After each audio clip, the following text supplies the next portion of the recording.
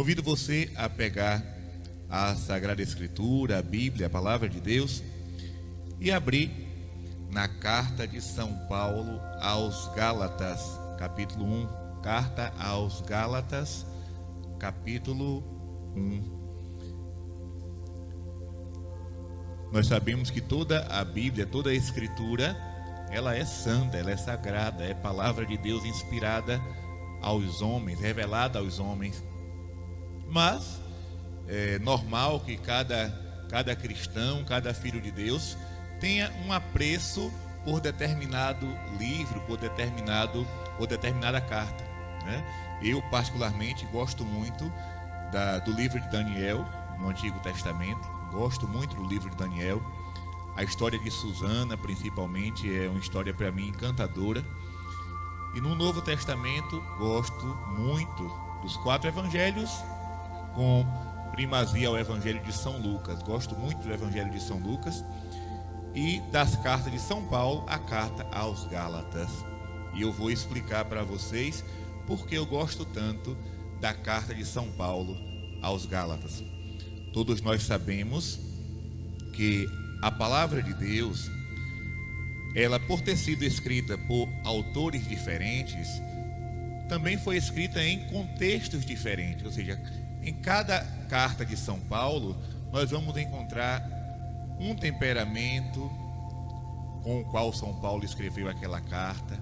Algumas ele escreveu na prisão, outras ele escreveu viajando. Algumas cartas eram de exortação à comunidade, outras era de conselho aos presbíteros, como a carta a Tito, a carta a Timóteo, não é? Então, a carta aos Gálatas, ela também tem a sua particularidade. O que é que São Paulo vai fazer com essa carta? Ele tinha acabado de evangelizar a região da Galácia. Ele tinha acabado de pregar o evangelho para aquela comunidade.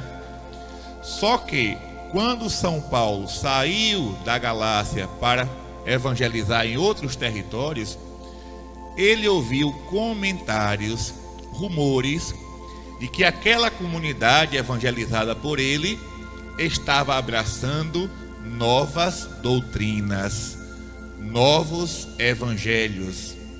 Porque a gente sabe que desde o começo da igreja, quando a gente fala de heresia, de apostasia, isso não é coisa nova.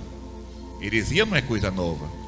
Não é de Martinho Lutero para cá, não. Desde o começo do cristianismo, que existiram interpretações equivocadas, erradas, a respeito da doutrina, a respeito da pessoa de Jesus, a respeito da ressurreição, a respeito da parousia. Então São Paulo ele tinha esse cuidado de pregar naquele lugar e depois mandar cartas para dizer: olha, permaneçam firmes naquilo que eu ensinei. Não dei ouvidos à conversa de A e de B. Aquilo que eu ensinei, permaneçam firmes naquela fé, naquela catequese que eu dei. Então ele saiu da Galácia e ouviu os comentários. A velha fofoca, né? Toda a vida existiu fofoca. Olha, tu soube que aconteceu isso, soube que aconteceu aquilo. Então chegou nos ouvidos de São Paulo o comentário de que o povo da Galácia, que ele tinha acabado de evangelizar, estava dando crédito a falsos profetas, a falsos evangelistas, a falsos apóstolos. Então essa carta ele escreve com um temperamento quase explosivo.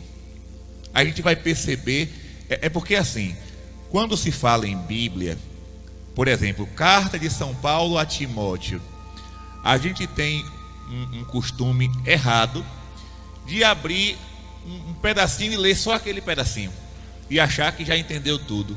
Gente, por exemplo, se mãezinha manda uma carta para mim, eu só vou entender o contexto daquela carta se eu ler começo, meio e fim. A carta tem uma estrutura. Da saudação até a despedida, tem todo um contexto, tem todo um histórico. Eu só vou entender aquela carta se eu ler ela toda. A mesma coisa se eu mandar uma carta para alguém, aí a pessoa vai dizer: ah, eu li sua carta, só um pedacinho ali no meio. Não, você não pode ler somente o meio, tem que ler a carta toda para entender o que a pessoa, o remetente quis dizer. Então, para entender as cartas de São Paulo, as cartas de São João, as cartas de São Pedro, é preciso ler do começo ao fim, como uma carta mesmo, uma carta que foi escrita para nós. Então, essa carta aos Gálatas, São Paulo escreve, a gente percebe que ele está nervoso. Eu não estava lá não, mas a gente vai perceber que ele não estava muito bom não estava muito contente não. Por quê? Porque ele já começa a carta dando um puxão de orelha. É muito diferente da carta a Timóteo, é muito diferente da carta aos Tessalonicenses, tem uma diferença muito grande. A carta aos Gálatas, é por isso que eu gosto dela. Eu acho que, né, eu gosto muito. São Paulo já começa dando o recado. Ele não faz nenhum tipo de, como se diz aqui no nosso Nordeste, ele não faz arrudeio, não. Ele é muito direto. Olha o que é que ele diz. Carta aos Gálatas, capítulo 1. Paulo apóstolo, não da parte de homens, nem por meio de algum homem, mas por Jesus Cristo e por Deus Pai, que o ressuscitou dos mortos, e a todos os irmãos que estão comigo, às igrejas da Galácia. Olha aí, às igrejas da Galácia. Ele já começa dizendo, Paulo apóstolo, ele se identifica. Paulo apóstolo, não por parte de homens, mas por parte de Jesus Cristo. Eu gosto muito do filme de Santo Agostinho. Tem um filme de Santo Agostinho, quando Agostinho não era convertido, ele vai conversar com o bispo Ambrósio, Santo Ambrósio, que foi aquele que o batizou depois, né? Santo Ambrósio batizou Santo Agostinho. E Agostinho chega, né, enviado pelas autoridades da época para falar com Ambrósio. E aí ele se apresenta: eu sou Agostinho, vim por parte de fulano de tal. Aí o bispo Ambrósio responde: e eu vim da parte de Jesus Cristo. Eu gosto muito desse filme. Essa parte para mim é a melhor de todas. Ou seja, o bispo Ambrósio, ele não se curvou a nenhuma autoridade daquela época, porque ele sabia que a autoridade dele era maior que todas as outras. Maior que todas as outras. Por exemplo, no Estado, claro que para os pagãos, para os que não possuem a fé, a maior autoridade é o governador. Para nós cristãos, a maior autoridade é o bispo, porque ele não foi eleito por homens. O político não. O político ele é eleito para ficar ali 4 anos. Se for reeleito, 8 anos. Mas o bispo foi colocado por Deus, foi colocado pela Santíssima Trindade, e a missão dele é até a morte. Até a morte. Então, para nós, as maiores autoridades que existem sobre a terra são as autoridades religiosas, porque ela não é um mandato passageiro, é um mandato que vem do céu. Então, Santo Ambrósio, ele não se intimidou diante de Agostinho, que veio em nome de um governador, de um prefeito. Não, eu vim em nome de fulano, e eu estou aqui em nome de Jesus Cristo. Quero ver quem é a autoridade maior, né? Então, São Paulo se identifica, Paulo apóstolo, às igrejas da Galácia. Atenção, quando fala as igrejas, muita gente usa essa expressão para dizer: está vendo que não existe uma igreja só, existem várias igrejas. São Paulo falava às igrejas. Cuidado, existe uma igreja única, com I maiúsculo, Igreja Católica. Essa é a igreja. Mas quando se fala as igrejas, aqui é o que hoje nós chamamos de as dioceses. Por exemplo, nós todos somos de igreja católica, mas eu pertenço à igreja particular de Cruz das Almas, na Bahia. Vocês pertencem à igreja particular de João Pessoa, na Paraíba, né? Então, outros pertencem à igreja particular do Crato, outro à igreja particular de Afogado da Engazeira, outro da igreja particular de Olinda e Recife. Então, são as igrejas, plural, mas todas irmanadas, né? Filiadas, digamos assim, a uma única igreja, a igreja de Jesus Cristo. E ele diz: a vós, graça e paz da parte de Deus nosso Pai e da parte do Senhor Jesus Cristo, que se entregou por nossos pecados, para nos libertar da perversidade do mundo presente, segundo a vontade de Deus nosso Pai, a quem seja dada a glória pelos séculos dos séculos. Amém. Então aqui é a saudação de Paulo. Ele se apresenta, diz que veio em nome de Deus e faz um ato de louvor à Santíssima Trindade, né? Santa Catarina de Sena, ela também tinha esse costume. Não sei se alguém aqui já leu as cartas de Santa Catarina. Quem não leu, é muito importante. Ela sempre começava uma carta dizendo: louvado seja Jesus Cristo, né? Ela sempre, toda a carta de cristãos tem que começar louvando a Deus. Por exemplo, vocês que estão aqui agora presentes aqui na comunidade, e você que está me acompanhando em casa, pelo celular, pelo computador, pela televisão. Se você vai, claro que hoje não escreve, muitos não escrevem carta mais, né? Eu gosto muito de receber carta, eu guardo todas. Quem manda carta para mim pode ter certeza que está tudo lá guardado numa gaveta especial. Mas quando um cristão vai escrever uma carta, ele tem que primeiro louvar a Deus, né? Mesmo que bote lá: louvado seja nosso Senhor Jesus Cristo, ou então salve Maria, ou então Jesus manso e humilde de coração. Então são saudações cristãs. Por exemplo, essa jaculatória que a gente reza todos os dias: glória ao Pai, ao Filho e ao Espírito Santo, como era no princípio, agora e sempre. Amém. Vocês sabem de onde veio essa jaculatória? Essa jaculatória foi nada mais, nada menos que uma carta que São Jerônimo escreveu para o Papa da época. E ele começou a carta dizendo isso, né? São Jerônimo, ele foi o tradutor da Bíblia, foi ele que traduziu a Bíblia do grego e do hebraico para o latim. E ele escrevia muitas cartas. São Jerônimo era um homem também de temperamento forte, ele era um colérico. E ele escreveu para o Papa da época uma carta que ele começava dizendo assim: glória ao Pai, ao Filho e ao Espírito Santo, como era no princípio, agora e sempre. Amém. De lá para cá virou uma oração própria da igreja, né? O Papa pediu que essa frase fosse repetida. Essa devoção se espalhou pelo mundo inteiro e hoje, né, nós rezamos no terço, no rosário, essa jaculatória. Então sempre começar louvando a Deus. São Paulo é próprio dele. A vós, graça e paz da parte de Deus nosso Pai. É próprio de São Paulo isso. E logo em seguida, ele já começa a dar o puxão de orelha. Logo em seguida, depois da saudação, ele começa dizendo, versículo 6. Estou admirado, olha a expressão que ele usa, viu? Estou admirado de que tão depressa passeis daquele que vos chamou a graça de Cristo para um evangelho diferente. Olha o que é que São Paulo começa dizendo. A gente já percebe aqui nesse primeiro versículo que ele não estava bom, não.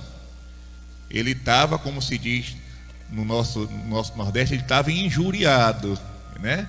Ele estava injuriado. Estou admirado, ou seja, estou espantado que vocês passaram tão depressa para um evangelho diferente. É o que acontece muitas vezes nas nossas comunidades, nas nossas paróquias. A pessoa chega na igreja, começa, entra no movimento, entra no apostolado, vai para lá, vai para cá, serve na liturgia, daqui a pouco mudou de religião. É de uma rapidez. Se você olhar direitinho, essas pessoas não vão parar em lugar nenhum. Ela muda de igreja como se muda de roupa. Ela fica naquele lugar até agradar suas próprias vontades. Não agradou, ela pula para outra, daqui a pouco pula para outra, pula para outra. É por aí, né? Então, os católicos que não têm firmeza muda como um camaleão. Não seja um cristão camaleão que muda de uma hora para outra. Seja fiel. E aí São Paulo diz: de fato, não há dois evangelhos. Há apenas pessoas, atenção para isso aqui, que semeiam a confusão entre vós e querem perturbar o evangelho de Cristo. Eu vou repetir porque esse versículo é muito importante e atual. De fato, não há dois evangelhos, ou seja, não há duas mensagens de Cristo, só há uma só. É um só evangelho, uma só doutrina, uma só catequese, uma só orientação. Como Jesus vai dizer, que teu sim seja sim, e que o teu não seja não. E o que passar disso vem do demônio. Jesus já deixou as coordenadas. Quando se trata de evangelho, quando se trata de doutrina, que teu sim seja sim, que teu não seja não. O que passar disso vem do capeta. E aí São Paulo diz: não há dois evangelhos. Há apenas pessoas que semeiam a confusão entre vós e querem perturbar o evangelho de Cristo. Meus irmãos, se São Paulo tivesse vivo entre nós, como, né, na natureza humana, ele está na glória. Mas se ele estivesse aqui na terra, e se ele escrevesse essa carta hoje, cairia bem.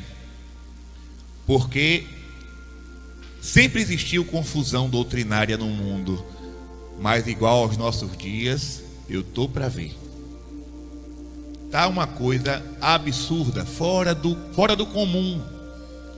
A cada dia surge uma nova religião pregando Cristo. Nenhuma está de acordo com a outra. Isso é confusão.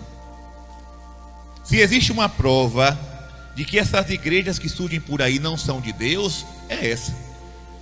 Porque Deus não se contradiz, o Espírito Santo não se contradiz. Então como é que o Espírito Santo vai fundar uma igreja aqui agora e daqui a pouco vai fundar outra com uma doutrina diferente, com uma pregação diferente, com um costume diferente? Não é de Deus isso.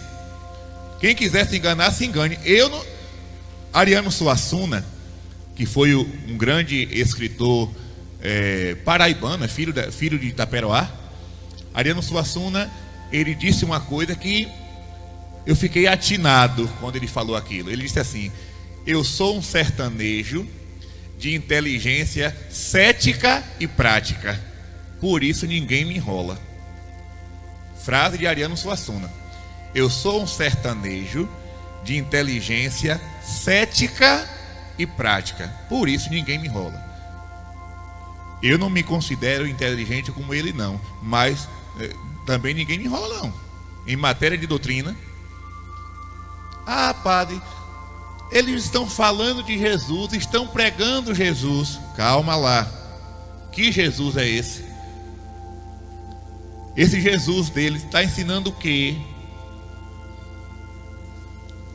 Antes de ontem, eu fui no shopping daqui de João Pessoa, não vou dizer o nome não, mas eu fui lá comprar uma, como é que diz? Uma máquina de barbear, né? Para agilizar o processo, porque o gilete demora muito. Aí, quando eu estava sentado para pagar o material que eu tinha acabado de comprar, chegou um senhor. Começou a conversar, me viu com essa roupa, começou a conversar comigo. Conversa vai, conversa vem, conversa vai, conversa vem. Eu sou muito desconfiado com essas pessoas que me param na rua para puxar assuntos estranhos. Eu já fico desconfiado, digo, aí vem coisa. E aí ele começou. No meio da conversa, ele falando lá de uma sobrinha que casou, que não sei o que, ele disse: porque a coisa de celibato mesmo não existe, né? Eu disse: agora ele está procurando sarna para se coçar, né? Porque esse negócio de celibato, eu digo: meu amigo, peraí, você já leu o que está escrito em Mateus 19? Eu digo: já leu. Jesus está dizendo lá: há homens que nasceram eunucos, há outros que foram feitos eunucos por parte de homens, e há aqueles que se fizeram eunucos por causa do reino de Deus. Eunuco é castrado, ou seja, aqueles que nasceram dessa forma, outros foram feitos por homens, não é? Por mão de homens, e há aqueles que se fizeram castos por causa da glória de Deus, por causa do reino de Deus. Aí ele disse: isso aí é um texto isolado. Eu disse: texto isolado? Aí eu fiz 3 perguntas a ele. João Batista era casado? Não. São Paulo era casado? Não. Jesus Cristo era casado? Não. Então por que você está perguntando isso aí? Aí, só que eles têm um argumento, eles têm uma tática, melhor dizendo, que é pular de um assunto para outro. Quando ele se vê, né, encurralado, ele já pula para outro assunto. E aí ele disse: mas Maria foi casada. Isso, o que é que tem a ver uma coisa com a outra? Nós estamos falando de celibato, não estamos falando da Virgem Maria. Vamos tratar primeiro do celibato, argumente, depois a gente pula para Nossa Senhora. Mas aí, quando eu vi que ele estava querendo mudar de rumo, eu perguntei: quem fundou tua igreja? Ele respondeu: o Espírito Santo de Deus. Eu digo: não acredito. Não acredito. O Espírito Santo de Deus não pode se contradizer. O Espírito Santo é santo. Aí já mudou de assunto. Mas você sabe quanto custa uma estátua? Já vai pular para o lado das imagens. Eu digo: eu não aguento uma coisa dessa. Aí eu disse: você sabe o que está escrito em Êxodo capítulo 25? O que foi que Deus mandou Moisés fazer? Aí ele disse: a serpente de bronze. Eu digo: não foi a serpente de bronze, foi a Arca da Aliança. Aí ele disse assim: se meu carro tivesse aqui perto, eu ia pegar a minha Bíblia agora. Ele disse: vai lá que eu estou esperando. Ele disse: vai pegar que eu estou esperando. Eu só sei que ele pegou a chave assim, saiu: sabe de um, eu vou embora, saiu correndo. Prega Cristo, usa a Bíblia, mas é um evangelho diferente. Então São Paulo está dizendo aqui: eu estou admirado por causa de pessoas que deixaram o evangelho para abraçar outro. Não há 2 evangelhos, há apenas pessoas que semeiam a confusão entre vós. Esse pessoal que anda aí de porta em porta, entregando revista, entregando livrinho, pregando em praça pública. Está pregando a palavra de Deus. Até o diabo prega retiro. Padre, por que o senhor está falando isso? Jesus, quando estava no deserto, quem foi que apareceu para pregar? Não foi o cão? Foi ou não foi? Está lá em Lucas capítulo 4. Lucas capítulo 4. Jesus estava em jejum e oração 40 dias e 40 noites. Chegou o cão e disse assim: atira-te daqui abaixo, porque está escrito que os anjos virão para te socorrer. É o Salmo 90. O demônio, para tentar Jesus, citou um versículo bíblico. Então o demônio sabe pregar retiro. Doido é quem vai para o retiro dele, porque ele só vai pregar uma doutrina contrária, usando a palavra de Deus. Gente, isso aqui é uma arma, tanto de salvação como de condenação. Se eu leio a palavra de Deus de acordo com a interpretação correta, a interpretação da igreja, o texto, o contexto, dificilmente eu vou ser enganado. Agora, se eu quero tirar daqui as minhas próprias conclusões, aí agora eu vou justificar todas as barbaridades possíveis. Todas as barbaridades. E na igreja católica, eu vou chegar lá daqui a pouco, também está tendo isso agora, viu? Mas daqui a pouco a gente chega lá. Vamos continuar, versículo 8. São Paulo diz assim: ainda que alguém, nós, os apóstolos, né? Quando ele diz nós, ele está falando dos apóstolos, dos 12. Ainda que nós, ou um anjo descido do céu, vos anunciasse um evangelho diferente do que vos temos anunciado, que ele seja anátema. Você que está em casa escutando, se você tiver uma caneta aí, um marcador, sei lá, por favor, marca aí esse texto. Gálatas capítulo 1, versículo 8. Ainda que nós, ou um anjo descido do céu.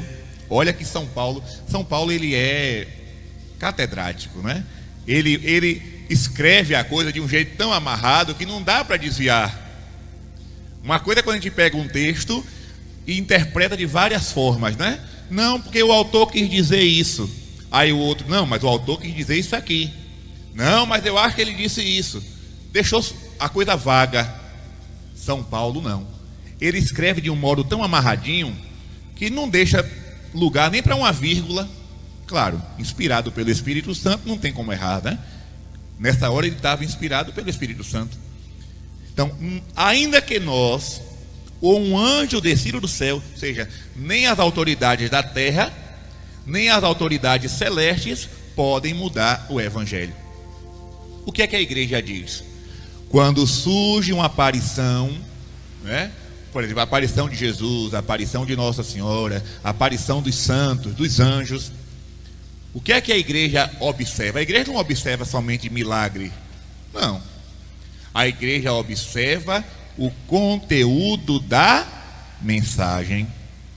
Se naquela mensagem tiver uma coisa estranha, a igreja ela não fica com um pé atrás, não, ela fica com os dois pés atrás, porque Deus não pode se contradizer. Não pode. Não, padre, mas eu fui naquele lugar e aconteceu um grande milagre. Leia a mensagem. O que é que aquela aparição está dizendo? Está de acordo com a doutrina? Está de acordo com o Evangelho? Não está não? Então, pelo amor de Deus, tome cuidado. Não fica, mas houve um sinal. São Paulo vai dizer que o demônio se disfarça até de anjo de luz para enganar o povo. Então, cuidado. Muito cuidado. Tem gente por aí dizendo que está vendo coisa, mas não está vendo nada. Precisa mais se ver no espelho e aprender a tomar vergonha. Porque fica por aí falando em nome de Jesus e da Virgem Maria e levando muitas almas para o erro. Para o erro. Por exemplo, nós temos casos aqui no Brasil de movimentos aparicionistas que se transformaram em seitas. E o vidente prega, olha, ninguém aqui vai para a missa não. Ninguém aqui se confessa não. Porque aqui nós temos Jesus e Nossa Senhora. Jesus nos dá a Eucaristia espiritual. Jesus perdoa nossos pecados quando Ele aparece para mim. Isso é loucura. Isso é loucura. E o povo vai. Porque lá tem sinal, lá tem milagre. O demônio também engana. Ele é o pai da mentira. Ele se utiliza até do nome de Nossa Senhora, do nome de Jesus, do nome de São José, dos santos, para enganar o povo. Então, uma aparição que diz para a pessoa não comungar, não se confessar, não vem de Deus. Não vem de Deus. Se o céu, imagine, o anjo em Portugal aparece para os pastorinhos, trazendo nas mãos a Eucaristia. E se prostra diante da Eucaristia e ensina uma oração belíssima, que todos vocês aqui sabem rezar. Meu Deus, eu creio, adoro, espero. Imagine, o anjo, nesse caso da aparição, da visão de Fátima, do anjo, nós podemos acreditar piamente, porque o anjo veio para confirmar aquilo que está no Evangelho. A Eucaristia é Jesus e deve ser adorada. Agora, se o anjo aparecesse para as crianças dizendo assim, olha, não precisa ir para a missa não, basta ficar aqui na Cova da Iria rezando o rosário, não precisa adorar o Santíssimo não, esse anjo não viria do céu, viria do inferno. Teria um anjo caído, um anjo mau, um anjo de trevas, né? Então, São Paulo está deixando claro, nem nós, os apóstolos, nem um anjo descido do céu pode pregar um evangelho diferente. Isso para esse século 21, esse versículo deve estar na ponta da língua de todos os católicos. Por isso que eu mandei vocês escreverem aí embaixo, sublinhar. Porque quando chegar alguém para você, revestido de uma autoridade, porque agora o argumento é o da autoridade, né? Foi fulano de tal que falou. Sim, mas o que foi que ele falou? Temos que prestar atenção nisso. Argumento de autoridade, não venha para cá com isso não, porque não desce. Mas fulano disse, sim, o que foi que ele disse? Está de acordo com a doutrina? Está. Se não está, eu não sou obrigado a ouvir. nem obrigado a obedecer. Isso aqui não é orgulho, isso aqui é se preservar de uma queda. É se preservar de uma queda. Então, pelo amor de Deus, tomem cuidado. Tomem cuidado. Fulano disse, fulana falou. Falou o quê? Porque ninguém pode anunciar um evangelho diferente. E São Paulo diz: se alguém fizer isso, que ele seja anátema. O que é anátema, padre? Excomungado. A palavra anátema significa excomungado, fora da comunhão. Antigamente a igreja fazia isso. Hoje, não sei porquê, dá uma trégua, passa a mão pela cabeça. Mas antigamente a coisa era séria. Como era que a igreja agia nos séculos passados? Eu, Padre Gabriel, escrevi um livro. Esse livro ia para Roma. Lá em Roma, esse livro seria analisado palavra por palavra. Se encontrassem ali uma doutrina estranha, a igreja colocava aquele livro no Index Prohibitorum, ou seja, na lista de livros proibidos. Olha a cautela que existia na igreja. A igreja sempre teve uma preocupação em não oferecer água suja para os fiéis. Porque existe água limpa da doutrina e existe a água suja das heresias. E a igreja sempre teve essa preocupação de não dar água suja para o povo de Deus. Água contaminada, água poluída. Hoje, todo mundo escreve por aí, ninguém sabe o que é que está se escrevendo. Às vezes é uma besteira, uma heresia, e está passando. Está passando. Às vezes é até recomendado esse tipo de livro. Estamos vivendo um tempo complicado. Estamos vivendo um tempo difícil. Aquela cautela que existia antes, infelizmente, hoje não existe mais. Gente, até livros de santos, atenção, isso é muito sério. Eu não vou perguntar aqui, porque aqui só tem consagrados. Mas você que está em casa, conhece Santa Teresa de Ávila? Com certeza, quem conhece Santa Teresa de Ávila já ouviu falar que tem o livro da vida, o livro do Castelo Interior, não é? Existem muitas obras que são publicadas, conhecidas, de Santa Teresa de Ávila. Mas vocês sabem que tem livros que não passaram? Livros que ela escreveu e que a igreja disse: não, esse aqui não vai passar? Imagine, escrito por uma santa. Por uma santa. São João de Ávila, a mesma coisa. São João de Ávila, um grande santo, um grande sacerdote. Os escritos de São João de Ávila, misericórdia, era uma bênção. Era não, é. Os escritos sacerdotais, os escritos sobre o Espírito Santo, os escritos sobre a Eucaristia de São João de Ávila, é um tesouro incomparável. Aqueles livros passaram pela averiguação. Veja a cautela que existia para não deixar passar uma frase contrária à doutrina, uma palavra contrária à doutrina. A igreja, claro, seguindo o conselho de São Paulo. Seguindo o conselho de São Paulo. Quem ensinar o contrário, seja anátema. O problema é que hoje os que deveriam ser anátemas estão ensinando. Esse é o grande perigo. Muitos que deveriam ser excomungados, e aí podem me chamar de radical, podem me chamar do que quiser, não estou nem aí. Mas muitos que deveriam ser excomungados estão ensinando na maior liberdade. Tem gente por aí ensinando que Jesus não está na Eucaristia. Não estou aqui brincando nem inventando nada. Eu posso provar. Tem pessoas por aí usando os microfones das igrejas, as salas de aula das igrejas para ensinar que Jesus não está presente na Eucaristia. E isso é grave. Isso é muito grave. Porque a igreja nunca ensinou isso. A igreja sempre ensinou o contrário. A igreja sempre promoveu o culto à Santíssima Eucaristia.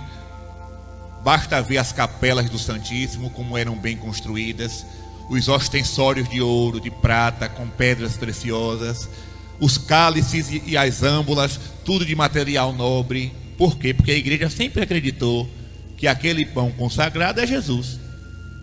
E não é historinha, é verdade. Os milagres eucarísticos estão aí para provar. Doutrina séria. E aí agora tem gente em nome da igreja pregando o contrário. É complicado. Muito complicado. Recentemente existiu aí um encontro, não vou dizer aonde foi, mas o título do encontro é Com Maria, Nossa Irmã. Isso não é doutrina da igreja. A igreja nunca chamou Nossa Senhora de irmã, porque Jesus nos deu como mãe. Na cruz, Jesus não olhou para João, para o discípulo amado, e disse: filho, eis aí a tua irmã. Não. Filho, eis aí a tua mãe. E de lá para cá, a igreja sempre a chamou de mãe. Mater Ecclesia, mãe da igreja. Mãe da igreja. Mãe de Deus, mãe dos homens, mãe dos pecadores, né? Basta olhar a ladainha, né? Basta olhar a ladainha. Nunca você vai ver lá na ladainha de Nossa Senhora, não tem nenhum lugar chamando ela de irmã. Chama de rainha, rainha dos confessores, rainha das virgens, rainha dos apóstolos, rainha de todos os santos, rainha concebida sem pecado original. Ou então de virgem, virgem prudentíssima, virgem poderosa, virgem louvável, mãe amável, mãe do bom conselho, mãe do Criador, mãe do Salvador, mãe da igreja. Em nenhum lugar a igreja chama Maria de mãe, de irmã. Aí agora vem um encontro que se diz católico, com presença de teólogos, dizer com Maria, nossa irmã. Isso é linguagem protestante. Ah, mas é o ecumenismo, então é para agradar os protestantes, eu vou ter que mudar a minha fé? Não posso? Olha, os protestantes querem vir se encontrar conosco para fazer um momento de oração, para fazer um momento de comunhão, de fraternidade. Ok, tá bom, querem vir? Tá bom. Deus nos manda amar a todos. Amai-vos uns aos outros. Agora, Nossa Senhora fica, São José fica, o crucifixo fica. Ah, não queremos não, então vamos se reunir lá na casa de vocês. Aqui a gente fica com os santos. Não vamos chamar Maria de irmã, porque aí vai agradar a todos. Vai agradar o capeta no inferno. A Deus não vai agradar não. A Deus não vai agradar. Ele nos deu como mãe, eu vou chamar de irmã? Alguém aqui chama a própria mãe de irmã? Pelo amor de Deus, gente. Pelo amor de Deus. Então, cuidado com as pessoas que estão anunciando evangelhos diferentes. E aí, versículo 9. Olha, São Paulo, é por isso que eu digo, ele estava fumaçando, ele estava botando fumaça pela venta quando ele escreveu essa carta. Ele bota aqui, ó, versículo 9. Repito aqui o que acabamos de dizer. Misericórdia. Sabe quando a pessoa diz assim: olha, vou repetir, ou seja, é para entrar na cabeça. O que eu falei é uma coisa tão séria que eu vou ter que repetir para que ninguém ache que eu estou brincando. Então ele já tinha repetido 2 vezes. Aí ele bota pela 3ª vez. Versículo 9. Repito aqui o que acabamos de dizer. Se alguém pregar doutrina diferente da que recebestes, seja ele excomungado. Precisa recortar isso aqui. Será que isso aqui precisa de uma nova interpretação? Será que não está claro o que o apóstolo quis dizer? Ou a gente vai dizer que essa palavra não é bíblica e que não foi inspirada pelo Espírito Santo? Ou que essa carta não foi escrita por São Paulo? Que isso aqui foi um acréscimo desnecessário? Porque há quem diga também por aí que alguns livros da Bíblia foram acréscimos desnecessários. Eu não. Se está no cânon, para mim já foi. Se está no cânon, os 72 livros que estão aqui, para mim, são inspirados pelo Espírito. Ah, mas você é fundamentalista. Jesus não mandou construir a casa sobre a rocha? Tem que estar fundamentado. Tem que ter cuidado com isso. Não tenha medo de alguém. Ah, você é um cristão fundamentalista. Fundamentado sobre a rocha. Se você quer ficar em cima da gelatina, o problema é seu. A gelatina, não é? Você não vai. Tudo que você botar em cima da gelatina vai bambear até cair. Agora em cima da rocha, fica em pé.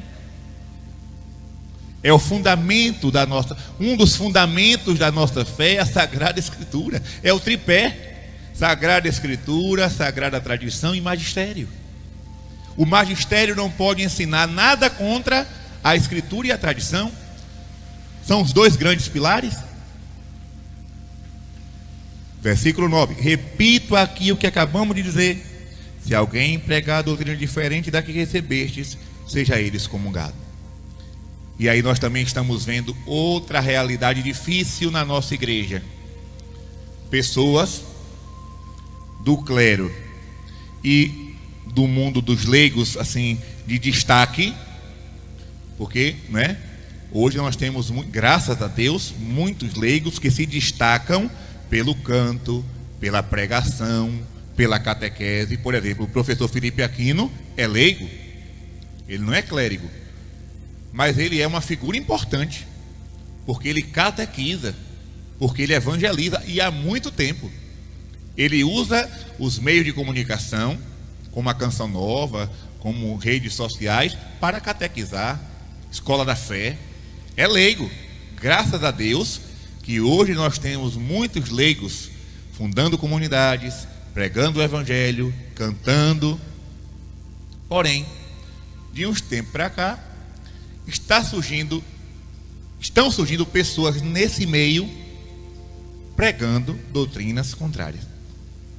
E vocês sabem do que eu estou me referindo aqui. Porque hoje, essa questão da sexualidade está uma confusão muito grande. Está uma confusão muito grande. Mas, em meio a toda a confusão, a igreja sempre tem um norte. Sempre tem um norte.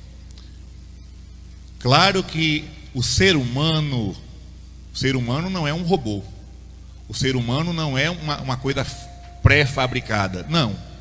O ser humano, ele é repleto de emoções, de sentimentos. Todo ser humano, em particular, tem seus traumas, seus medos, seu histórico pessoal, suas experiências de vida. E cada um vai ter o seu jeito de ser. Vai ter sua forma de pensar, sua forma de falar, sua forma de agir. Ninguém é igual. Nem os gêmeos são iguais. Cada pessoa tem a sua história. Mas a igreja sempre teve um norte para todos. Para todos. Em que sentido eu estou dizendo? Nós sabemos muito bem que existem pessoas, e o catecismo fala disso, né? O catecismo deixa claro, existe um número não negligenciável, a igreja usa esse termo, né? Não negligenciável de pessoas que sofrem com a atração pelo mesmo sexo. Isso não é novidade. Isso a gente já vê, desde os tempos do Antigo Testamento, desde os tempos do Império Romano, não é? Na Grécia Antiga. Isso não é novidade, não. Que existem pessoas, não é, que no decorrer da caminhada, no andar da carruagem, acabaram, né, por se descobrir como alguém que se interessa pelo sexo, pelo mesmo sexo. Isso aí não é uma novidade. A igreja nunca teve problema com pessoas assim, mas ela sempre mostrou o norte. Qual é o norte que a igreja orienta? Em questão de matrimônio, homem e mulher. Todo o resto, castidade e santidade. Esse sempre foi o caminho ensinado pela igreja. Em 2000 anos de história. 2000 anos de história, a igreja sempre ensinou a mesma coisa. É claro, eu não tenho dúvida disso. Podem existir santos, atenção para o que eu vou falar aqui agora, viu? Podem existir santos no céu que aqui na terra sofreram com esta realidade, mas foram fiéis a Deus, obedientes à palavra, viveram na graça, estão na glória. Não tenham dúvida disso. Não tenham dúvida. Mas a igreja sempre disse: o caminho para o cristão, se alguém quer conviver com outra pessoa, o caminho é o sacramento do matrimônio. E este sacramento não pode ser com 3, com 4, com 5, é somente 2 pessoas, um homem e uma mulher, até que a morte os separe. Se por acaso a morte separar, a pessoa viúva pode se casar uma segunda vez, uma terceira vez, uma quarta vez, né? Ficou viúva, não tem problema.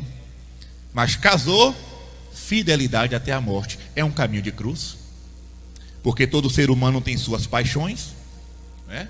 E a tentação está aí, batendo na porta de todo mundo. As paixões existem, os pecados existem, mas o norte é esse aqui. Não tem 2 caminhos, não tem 2 evangelhos.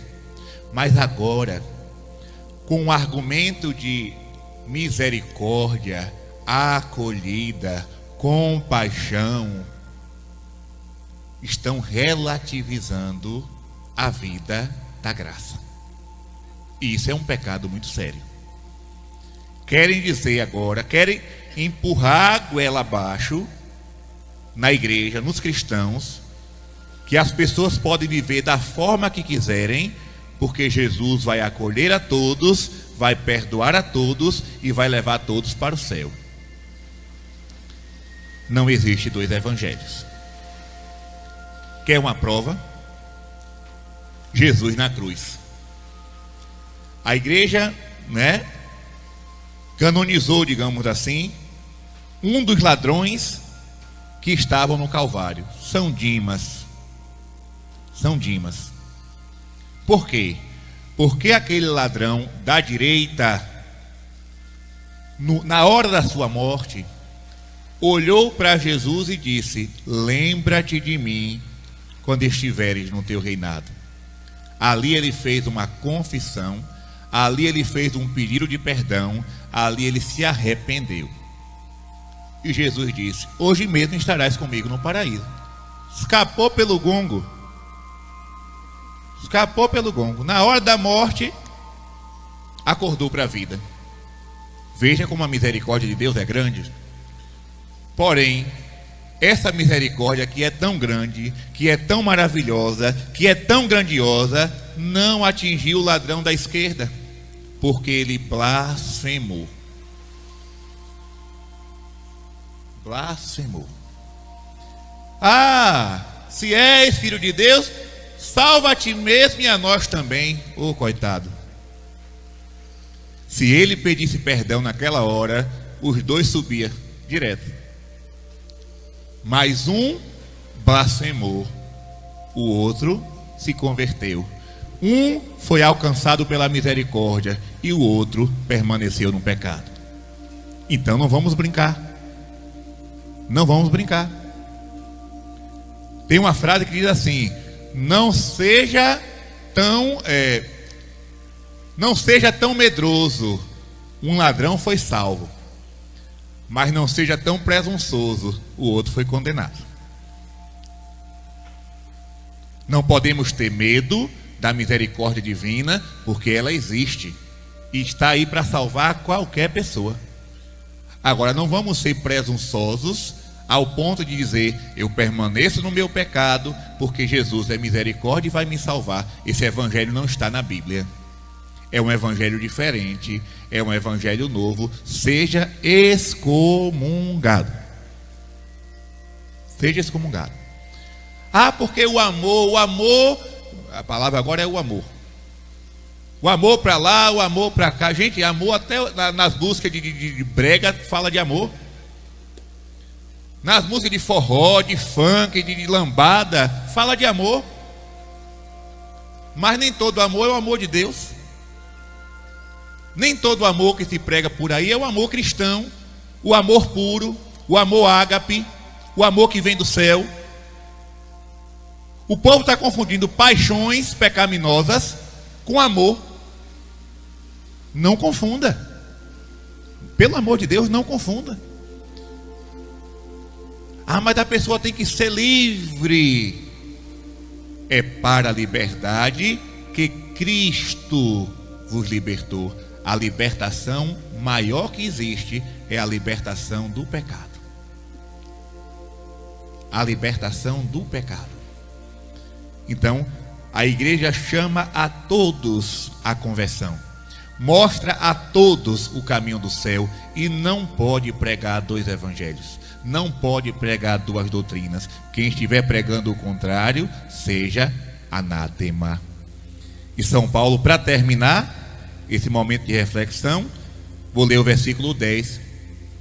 Ele diz assim: é porventura o favor dos homens que eu procuro, ou de Deus? Por acaso tenho interesse em agradar os homens? Se quisesse agradar os homens, não seria servo de Cristo. Isso aqui, se você puder sublinhar também, circular, marcar, faça isso. Porque isso aqui é uma palavra de ordem para nós que somos cristãos, para nós que somos católicos. Nós estamos na igreja para agradar a quem? Faça-se esta pergunta. Você está na igreja para agradar a quem? Não, eu vou ter que ir por esse caminho, porque se eu for por esse caminho, todo mundo vai gostar de mim, todo mundo vai me aplaudir, todo mundo vai ir com a minha cara, porque eu vou estar agradando a maioria, eu vou estar agradando as autoridades, eu vou estar agradando... Não, nós estamos aqui para agradar Cristo e ficar com Cristo. Quem for por um caminho diferente, vá só. E eu não vou dizer nem Deus lhe acompanhe, porque não vai acompanhar, né? Não vou, vá com Deus, não vou dizer, porque não está indo para o caminho fora de Deus. Como é que eu vou dizer vá com Deus, né? Então assim, cuidado. Eu gosto muito de um santo inglês, São Thomas More. Ele era político, chanceler do rei Henrique VIII. Aquele homem, para mim, é um exemplo para todos os cristãos. Todos. Claro, todos os santos são exemplos, né? Mas São Tomás More, ele é clássico. Tem um livrinho que foi publicado recentemente chamado Os Escritos da Prisão. Eu vou explicar rapidinho. O rei Henrique VIII, também levado pelas suas paixões, quis se separar da esposa para casar-se com outra, porque a primeira esposa não estava gerando filhos e ele tinha que ter herdeiro. Como é que eu sou um rei e não vou deixar herdeiro?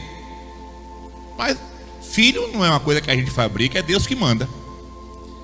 E aí ele mandou uma carta para o Papa, pedindo ao Papa que declarasse a nulidade do primeiro casamento para ele se casar com outra. Mas aí a igreja disse: não, se fosse caso de nulidade, seria declarado, não teria problema. Mas nesse caso, o seu casamento foi válido. O seu casamento não tem nenhuma irregularidade aqui para declarar nulidade. Não tem. Ele não gostou, não. E ele se autoproclamou o superior da igreja da Inglaterra. O rei. Se desvinculou de Roma.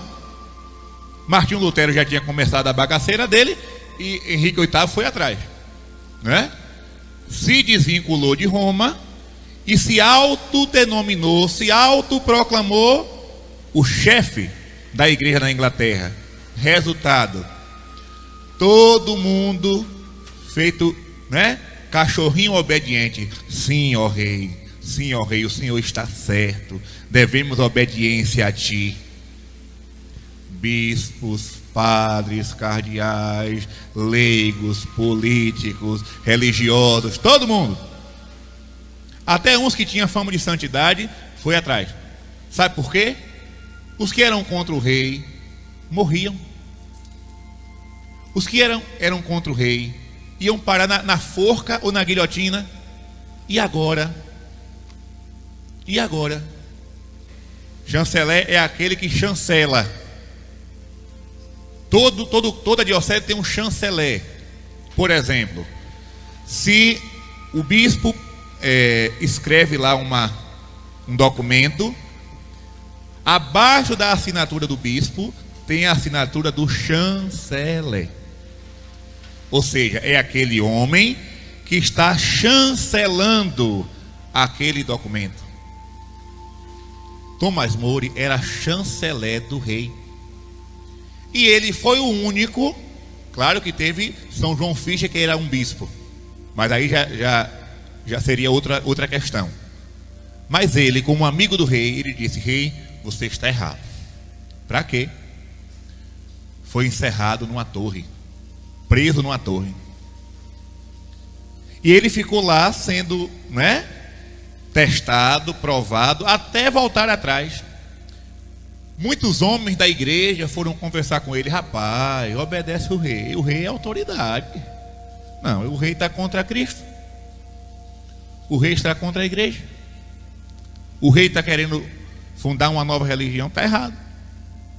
Rapaz, salva a tua cabeça, livra teu pescoço.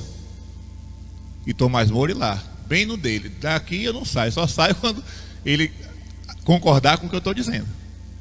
E aí nos escritos da prisão, vejam que coisa bonita, a filha dele, porque nessas horas nós temos que ter muito cuidado para a nossa emoção não falar mais alto. No momento da fidelidade, temos que ter cuidado para que a nossa emoção não fale mais alto. Ah, eu estou cansado, eu vou desistir, vou jogar tudo para o ar. Calma, quieta, leão, quieta, deixa o frenesi passar, deixa a agonia passar, deixa a poeira baixar. Quando você estiver na razão, você toma a decisão. De cabeça quente não podemos tomar a decisão, na força da emoção não podemos tomar a decisão. E a filha dele, coitada, de certa forma eu a compreendo, com medo de ver o pai na prisão, com medo de ver o pai morrer, mandou uma carta para ele. Ela amava o pai, amava de coração. E ela dizia assim: meu pai, pense na sua esposa que está sofrendo, minha mãe. Pense nos seus filhos que estão preocupados. Pense na sua família que está sofrendo tanto. Obedeça ao rei. Olha que foi uma carta apelando para a emoção, apelando para a emotividade. Mas São Tomás More, claro, não tenho dúvida, ele estava ali cheio do Espírito Santo. E o Espírito Santo, quando ele vem a nós, ele dá o dom da fortaleza. E aí ele escreveu a carta para a filha, a carta-resposta. Ele disse: minha filha, eu nunca imaginei que ia sentir tanta tristeza ao ler uma carta sua. Imagine, eu nunca imaginei que ia sentir tanta tristeza ao ler uma carta sua. Como é que você me pede uma coisa dessa? Me voltar contra Deus para obedecer ao rei. A filha mandou outra carta: o senhor está certo, meu pai, Deus lhe abençoe, Deus lhe fortaleça, Deus não sei o que. Caiu na real. Entenda? Então cuidado na hora da provação, cuidado com as tuas emoções. Tuas emoções podem te enganar. Aquela menina foi levada pela emoção de ver o pai na cadeia, mas ele estava com a fortaleza do Espírito Santo. Resultado, morreu. É Marte. São Tomás More. O dia dele é 21 de junho ou 20 de junho, negócio desse aí. 22. Obrigado, Padre Marques. 22 de junho. É uma festa, uma memória, perdão, que eu tenho prazer de celebrar. Não é obrigatória. Não é memória obrigatória, mas eu tenho prazer. Eu faço, para mim, eu faço ela ser obrigatória. E celebro. Boto bem bonito minha casula vermelha para dar viva a São Tomás More, porque ele é exemplo para nós. Não sei se ele chegou a ler a carta de São Paulo aos Gálatas, mas mesmo tendo lido ou não, ele permaneceu fiel até morrer. Então, meus irmãos, eu vou parar por aqui, porque de tarde tem mais, né? Mas fique com essa mensagem, tanto vocês que estão aqui, como você que nos acompanha em casa, fazendo o seu retiro. Quando você estiver na dúvida, volte para a carta de São Paulo aos Gálatas, capítulo 1. Esse trechinho. Não queira ser agradável aos homens, porque os homens não têm nada para dar a nós. Na hora da morte, na hora do julgamento, ninguém vai estar lá para tomar a tua defesa, não. Ninguém. No dia do julgamento, é somente você e o tribunal do justo juiz. As pessoas que você procurou agradar aqui na terra para ser infiel a Deus, não vão estar lá para te defender, não. Vai ser só você e Cristo. E é nessa hora que você precisará dar contas do que fez aqui na terra. Então, se alguém deixa de falar contigo porque você pensa diferente, se alguém lhe deixou de lado, se alguém está lhe perseguindo, fique em paz. Fique em paz, conserve a paz de espírito e continue obedecendo a palavra de Deus, a doutrina católica, que é imutável. Que o Senhor nos abençoe hoje e sempre, em nome do Pai, e do Filho, e do Espírito Santo. Amém. Amém. Gostaram do vídeo? Então inscreva-se no canal, ative o sininho para receber notificações de novos vídeos e dê aquele like maravilhoso.